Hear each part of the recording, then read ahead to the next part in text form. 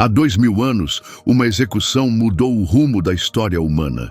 Jesus de Nazaré, chamado de Filho de Deus e considerado o Salvador tão esperado, foi entregue, julgado injustamente, zombado e pregado numa cruz romana. Por trás desse evento estavam líderes poderosos e soldados endurecidos. Seus motivos eram egoístas: ganância, inveja, desejo de controle e medo de perder o poder. Eles achavam que a crucificação calaria sua voz para sempre. Pensavam que seus seguidores desapareceriam assim que ele morresse. Mas sua morte não foi uma derrota, foi o início de algo eterno. Ainda assim, as escrituras e os registros históricos revelam uma verdade sombria. Cada pessoa envolvida em sua execução acabou enfrentando sua própria queda, muitas vezes de forma tão dolorosa e sombria quanto suas ações.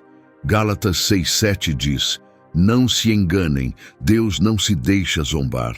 Tudo o que o homem semear, isso também colherá."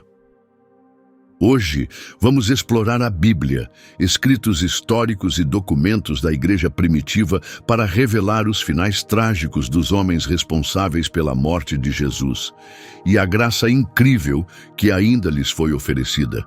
Se você ama conhecer a verdade diretamente da palavra de Deus, fique com a gente até o final. Não se esqueça de curtir o vídeo, se inscrever para mais mensagens centradas na Bíblia e compartilhar para que outros também descubram a verdade. E nos comentários diga pra gente, você aceita a misericórdia de Deus ou prefere enfrentar sua justiça? Vamos começar. O primeiro é Judas Iscariotes, aquele que traiu Jesus. Seu nome virou símbolo de traição. Ele foi um dos 12 discípulos que Jesus pessoalmente convidou para segui-lo. Judas viveu perto de Jesus, comeu com ele, viajou por várias cidades presenciando milagres, cegos de nascença voltando a enxergar, leprosos sendo curados e mortos voltando à vida. Ele escutou pessoalmente o Sermão da Montanha, viu Jesus acalmar uma tempestade com apenas uma palavra. Ajudou a distribuir pães que milagrosamente alimentaram milhares. Mesmo assim, escolheu traí-lo. Mateus 26:14-15 diz: "Então um dos 12, chamado Judas Iscariotes, foi até os chefes dos sacerdotes e perguntou: 'O que vocês me dão se eu o entregar?' Jesus a vocês." Eles combinaram 30 moedas de prata. Esse valor, apenas 30 moedas, era o preço de um escravo, como está em Êxodo 21:32. Por menos do que o valor de um jumento, Judas entregou o Salvador do mundo. Os evangelhos mostram a verdadeira natureza de Judas. João 12:6 revela que ele roubava do dinheiro do grupo. Ele era o responsável pela bolsa e costumava tirar dela. A ganância já havia enraizado em seu coração, tornando-o um alvo fácil. Lucas 22:3 diz: "Então Satanás entrou em Judas, chamado Iscariotes." No jardim do Getsêmani à noite, Judas apareceu, guiando uma multidão armada e oficiais do templo. E como ele apontou quem era Jesus? Com um gesto de intimidade, um beijo. Lucas 22:47-48 diz: "Enquanto Jesus ainda falava, aproximou-se uma multidão, e à frente dela estava Judas, um dos 12. Ele se aproximou de Jesus para beijá-lo, mas Jesus lhe perguntou: 'Judas, com um beijo você está traindo o Filho do Homem?' A traição se completou. Mas quando Judas percebeu que Jesus havia sido condenado, o peso do que havia feito o dominou. Mateus 27:3-5 relata: "Então Judas, o traidor, vendo que Jesus fora condenado, sentiu remorso e devolveu as 30 moedas de prata aos chefes dos sacerdotes e aos líderes, dizendo: 'Pequei, entreguei um homem inocente.' Eles responderam: 'Isso é problema seu.' Ele jogou as moedas no templo e saiu. Depois, tirou a própria vida. Os líderes religiosos que usaram Judas não se importaram. O dinheiro que ele aceitou pela traição ficou espalhado no chão do templo. Inútil, incapaz de trazer paz à sua alma. Consumido pela culpa e sem esperança, Judas se enforcou. Mas o livro de Atos traz outro detalhe sobre sua morte. Atos 1,18 diz: com o dinheiro que recebeu pelo seu erro, ele comprou um campo. Mas caindo de cabeça, seu corpo se arrebentou e todas as suas entranhas se derramaram. A tradição descreve o lugar. Judas se enforcou na beira de um penhasco rochoso, que depois foi chamado de Aceldama, o campo de sangue. Talvez a corda tenha arrebentado ou o galho tenha quebrado, mas seu corpo caiu e se despedaçou nas pedras abaixo. Os sacerdotes, sem querer ficar com dinheiro de sangue, usaram as 30 moedas para comprar aquele terreno. Isso cumpriu a profecia de Zacarias 11:13. E o Senhor me disse: lance isso ao oleiro, esse excelente preço com que me avaliaram. Então peguei as 30 moedas de prata e as joguei na casa do Senhor para o oleiro. Judas teve um fim amargo, rejeitado, esquecido por aqueles que serviu e para sempre ligado à traição. Jesus chegou a chamá-lo de amigo no momento da traição, mas Judas recusou essa misericórdia. Sua história serve como um alerta poderoso. Você pode andar ao lado de Jesus, ouvir sua voz, ver milagres e ainda assim se perder se seu coração nunca for verdadeiramente dele. Agora vamos ao segundo personagem, Caifás, o sumo sacerdote que condenou Jesus. Caifás ocupava o cargo religioso mais alto de Israel na época. Ele vestia as roupas da autoridade, permanecia no templo como representante espiritual do povo e carregava a responsabilidade de guiar a nação. Mas na noite em que Jesus foi preso, Caifás escolheu não a verdade, mas o poder. Ele usou sua autoridade para pressionar pela execução. Em João 11:49-50, ouvimos seu raciocínio. Então um deles, chamado Caifás, que era sumo sacerdote naquele ano, disse: vocês não percebem que é melhor que morra um homem pelo povo do que pereça toda a nação? Para Caifás, Jesus não era o prometido nas Escrituras. Ele o via como uma ameaça, alguém que poderia abalar a frágil aliança entre os líderes judeus e os governantes romanos. Os milagres, as multidões, a ousadia de se declarar filho de Deus, tudo isso desafiava o controle de Caifás. Então ele começou a planejar em segredo. Os evangelhos explicam que os líderes religiosos procuravam uma maneira astuta de prender Jesus e condená-lo à morte. Quando Judas apareceu com sua proposta, Caifás aproveitou a oportunidade. Nas horas silenciosas da noite, quebrando muitas regras da lei judaica, Caifás reuniu o conselho conhecido como Sinédrio. O julgamento esteve longe de ser justo. Foi uma encenação distorcida de justiça. Eles trouxeram pessoas para mentir, mas nem mesmo os testemunhos batiam. Mesmo assim, Caifás seguiu com o plano. Em Mateus 26, 63-66, lemos: o sumo sacerdote lhe disse: eu te ordeno pelo Deus vivo, diga-nos, você é o Messias, o Filho de Deus? Jesus respondeu: tu o disseste. Mas eu digo a vocês, de agora em diante verão o Filho do Homem sentado à direita do poder e vindo sobre as nuvens do céu. Então o sumo sacerdote rasgou suas vestes e disse: ele blasfemou. Que necessidade temos de mais testemunhas? Todos ouviram. Qual é o veredito? Eles responderam: ele merece morrer.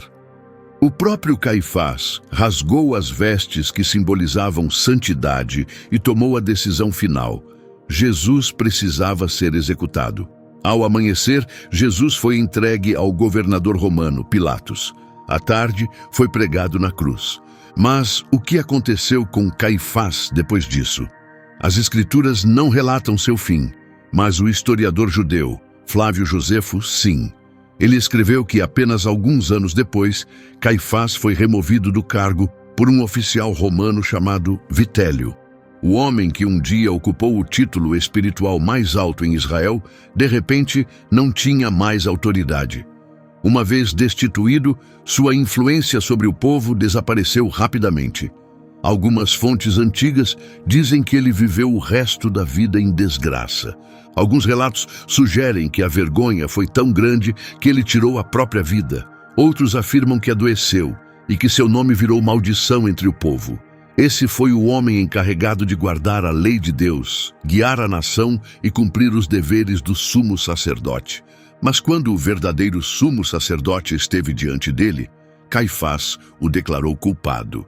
E assim, seu legado se tornou um exemplo de vergonha, não por defender a verdade, mas por ajudar a condenar à morte aquele que é a verdade. Agora chegamos a Anás, o homem que agia nas sombras. Ele era sogro de Caifás e já havia ocupado o mesmo cargo poderoso de sumo sacerdote. De cerca do ano 6 ao 15 d.C., Anás foi a maior autoridade religiosa em Israel.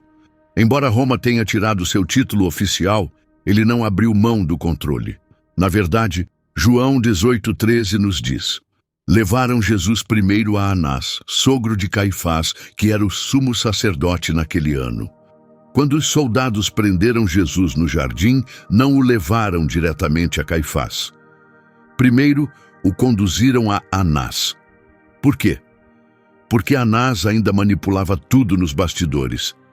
Mesmo sem o título oficial, ele tinha enorme influência sobre o conselho judaico. Anás era mais do que um ex-sumo sacerdote, era um estrategista político. A história mostra que 5 de seus filhos, além do genro Caifás, também serviram como sumos sacerdotes. O sacerdócio havia se tornado um império familiar, e Anás estava no topo. Quando interrogou Jesus, foi direto e incisivo. João 18:19 diz: o sumo sacerdote perguntou a Jesus sobre seus discípulos e sobre o que ele ensinava. Mas seu interesse não era descobrir a verdade, era encontrar algo que pudesse usar contra ele. Jesus respondeu com calma e confiança: sempre falei em público. Ensinei nas sinagogas e no templo, onde todos se reúnem. Por que me perguntas? Pergunte a quem me ouviu.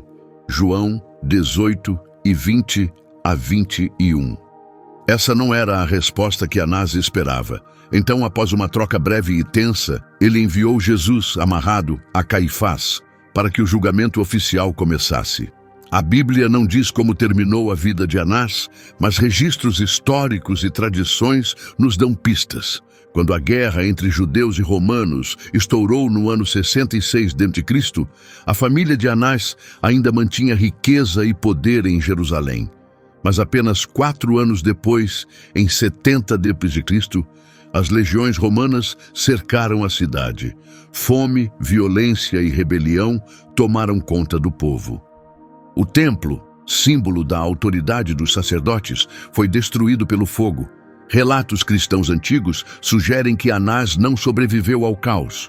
Alguns dizem que foi morto durante o cerco, outros acreditam que foi executado nos conflitos internos que destruíram a cidade. Seus bens foram saqueados, sua influência apagada, sua família despedaçada. O homem que um dia liderou a elite religiosa morreu nas cinzas da cidade que tentou controlar. Aquele que primeiro interrogou o Messias nunca viu o verdadeiro sumo sacerdote coroado nos céus. Anás deixa um alerta: você pode ter autoridade sobre coisas sagradas e ainda assim nunca conhecer o Deus por trás delas. Agora passamos para Pôncio Pilatos, o governador romano que tentou se afastar da responsabilidade. Pilatos foi o 5º oficial romano enviado para governar a Judéia, escolhido pelo imperador Tibério para controlar uma província cheia de tensões religiosas. Ele governava a partir da cidade costeira de Cesareia, mas viajava a Jerusalém durante as grandes festas para manter a ordem. Seu governo foi marcado por conflitos. Fontes antigas o descrevem como implacável, inflexível e desrespeitoso com as crenças judaicas. Fílon de Alexandria, um filósofo judeu da época, descreveu Pilatos como um homem cheio de ganância, conhecido por violência, roubos, crueldade, ataques sem motivo e execuções constantes sem julgamento. Mesmo assim, no dia em que Jesus ficou diante de seu tribunal, Pilatos enfrentou a decisão mais importante de sua vida. Os líderes judeus trouxeram Jesus com acusações, mas Pilatos percebeu o verdadeiro motivo. Ele viu que tudo se resumia a inveja e política.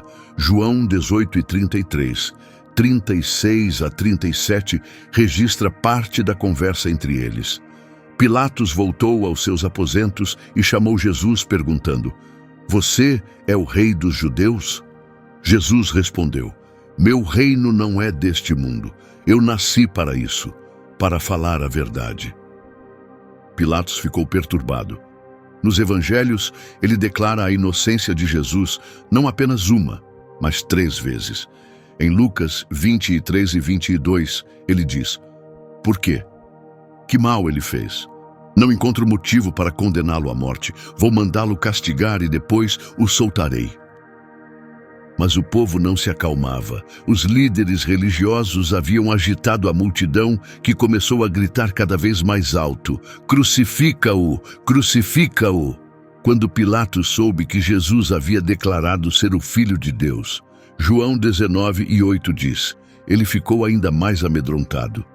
Pilatos estava diante de uma encruzilhada, com medo de condenar alguém que sabia ser inocente, mas também temendo um tumulto que poderia arruinar sua carreira política.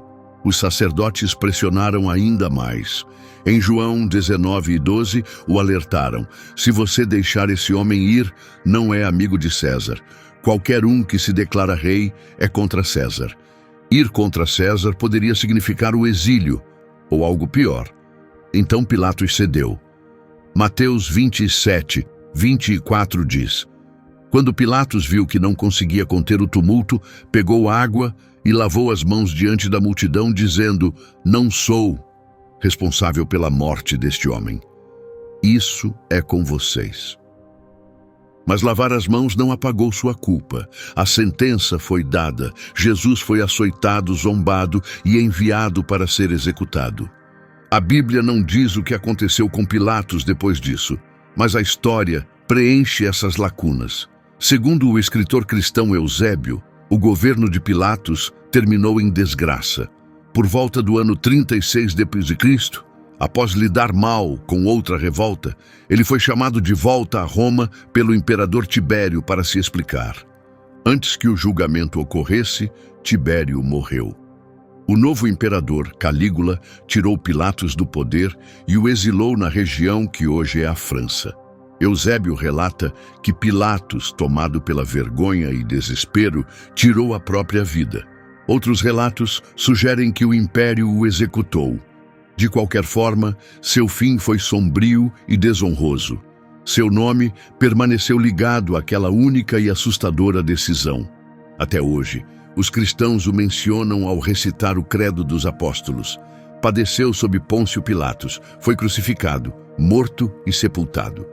A queda de Pilatos não veio da ignorância, mas da hesitação. Ele viu a verdade, conversou com Jesus e ainda assim escolheu a própria carreira em vez da justiça. Sua vida nos ensina algo profundo. Escolher o silêncio diante da verdade também é uma escolha, e essa escolha pode durar para sempre. Agora chegamos ao número 5. Herodes Antipas, o rei que zombou.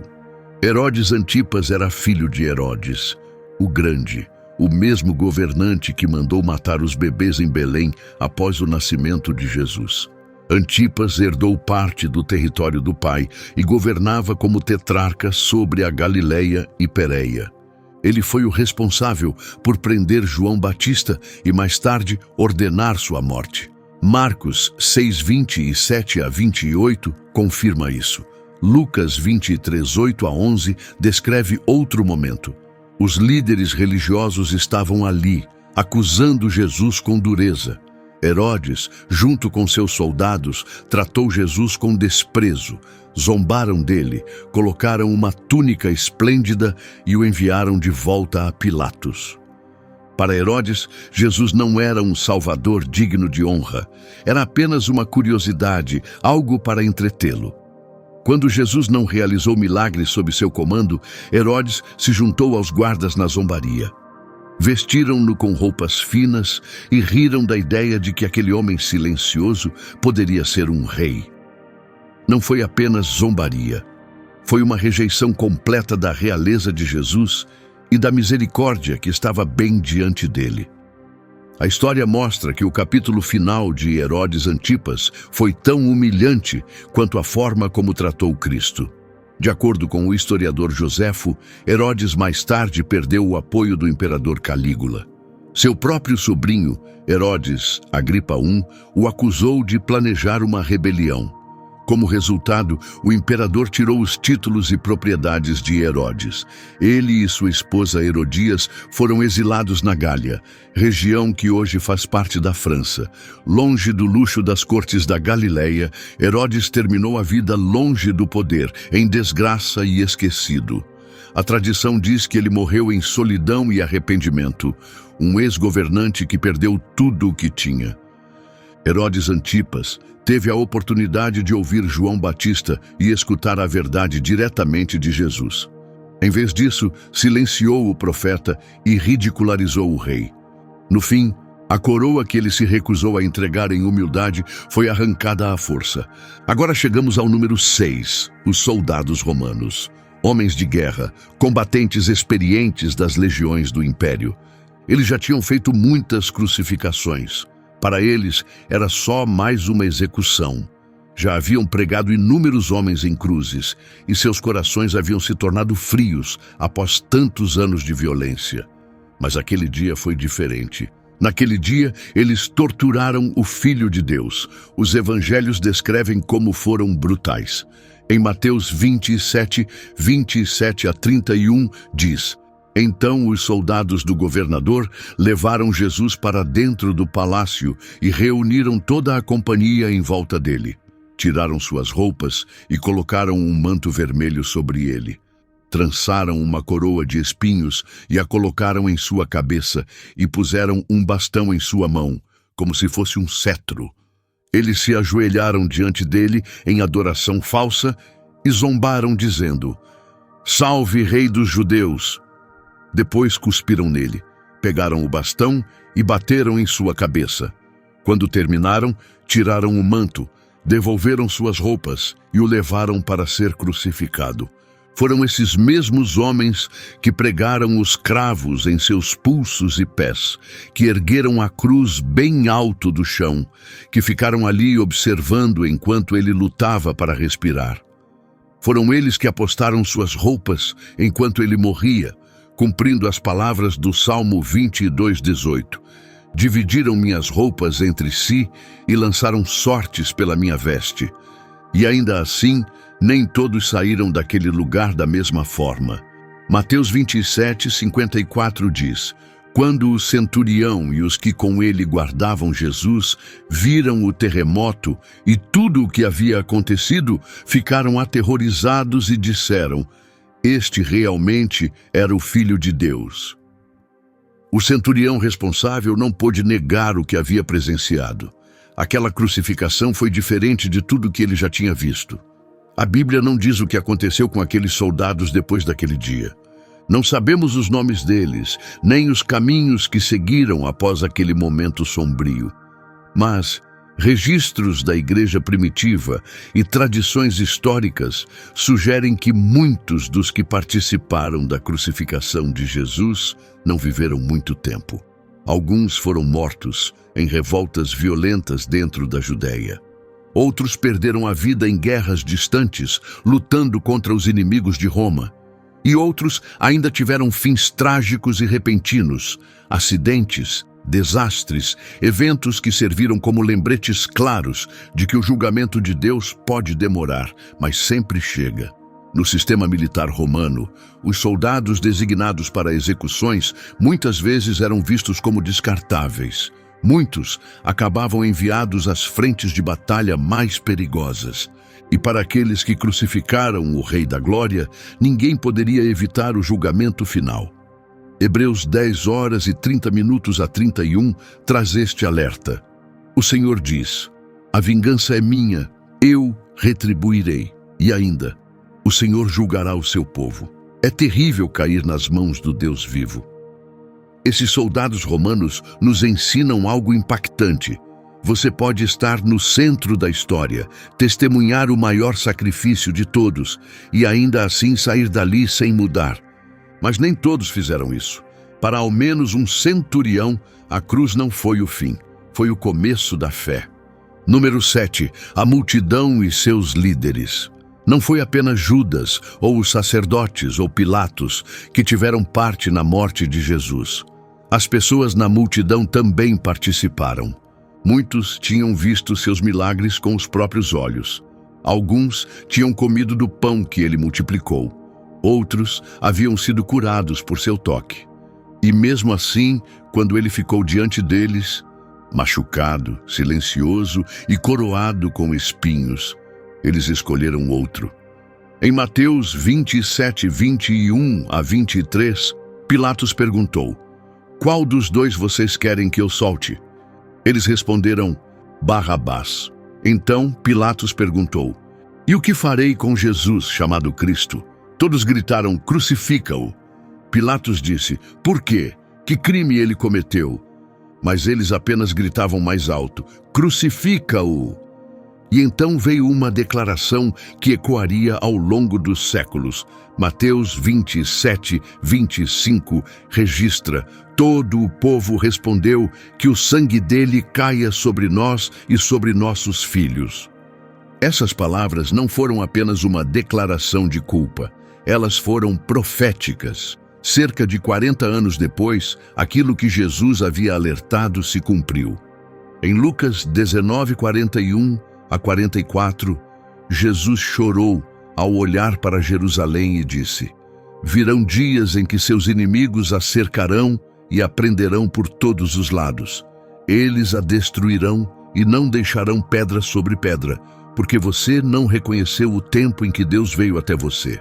Então, no ano 66 d.C., uma rebelião explodiu na Judéia contra o domínio romano. No ano 70 d.C., o general romano Tito e seu exército cercaram Jerusalém. O historiador Joséfo relata que a população da cidade havia aumentado por causa da Páscoa, mas os visitantes ficaram presos dentro dos muros. Depois veio a fome. A comida desapareceu. As pessoas brigavam por migalhas. Algumas cometeram atos impensáveis apenas para sobreviver. Fora da cidade, os romanos crucificavam centenas todos os dias. As colinas ficaram cheias de cruzes até não restar mais madeira.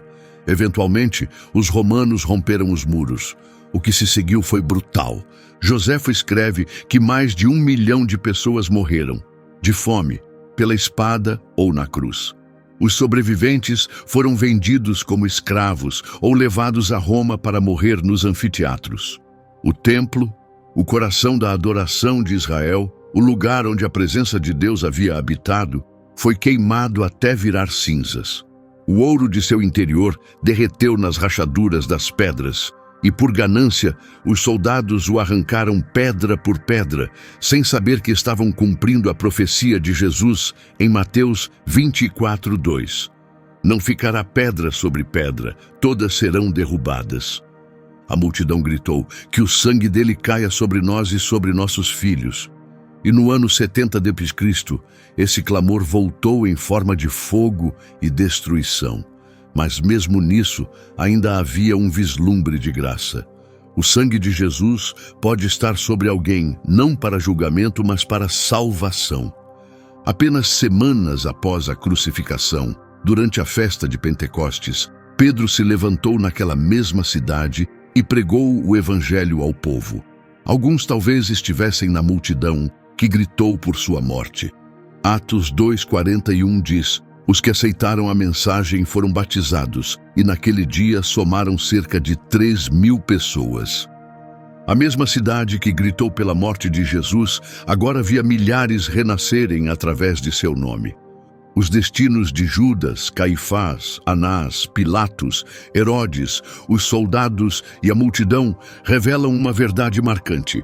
A justiça de Deus pode parecer demorada, mas ela nunca falha. Gálatas 6:7 nos lembra: não se deixem enganar. Deus não se deixa zombar. Tudo o que a pessoa semear, isso também colherá. Pode levar anos ou até décadas, mas ninguém escapa da justiça de Deus. Judas colheu desespero, Caifás viu seu poder ruir, Anás perdeu tudo, Pilatos foi exilado, Herodes terminou em vergonha, os soldados enfrentaram a morte, o povo viu sua cidade destruída. E ainda assim, a cruz de Jesus não é só uma imagem de justiça, é também uma imagem de misericórdia. Mesmo pendurado ali, sangrando, lutando para respirar, cercado de ódio, Jesus olhou para aqueles que o feriram e orou por eles.